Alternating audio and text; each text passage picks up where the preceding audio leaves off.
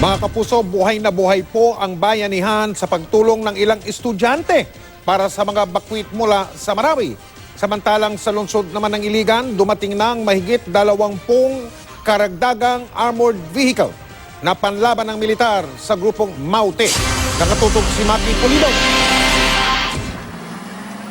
Sa pagdaong ng barkong BRP Tarlac sa pantalan ng Iligan City, dala nito ang karagdagang reinforcement laban sa mga terorista sa Marawi City.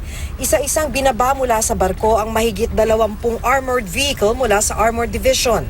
Mistulang ipinarada pa ito sa mga kalsada papunta sa 2nd Mechanized Infantry Brigade sa lungsod. Iba ito sa mga existing armored vehicles na nasa Marawi ngayon. Mas mataas ang kalibre ng mga baril, mas malakas. Mahigpit namang ipinatutupad ang ID system sa mga port terminal sa Surigao del Norte. Sa pantalan ng Surigao City na tinaguri ang Gateway to Mindanao, hinihinga ng ID lahat ng pasahero bago makapasok ng terminal. When they get into our passenger terminal buildings, they have to be subjected to screening. So we have there our baggage X-ray machines as well as the K9. Wala namang kaso sa mga pasahero ang mas pinahigpit na seguridad.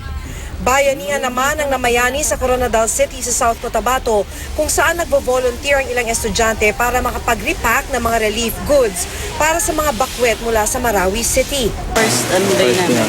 Hanggang bukas. Kahit na kahit na hindi tayo doon sa gera, kailangan din nating tumulong sa mga evacuees, mga displaced family. 20,000 relief pack ang balak daw ipadala ng Operation Center ng DSWD papuntang Lanao del Sur. Bawat relief pack may lamang 6 na kilo ng bigas, mga delata, kape, gatas at hygiene kit. Maki Pulido, nakatutok, 24 oras.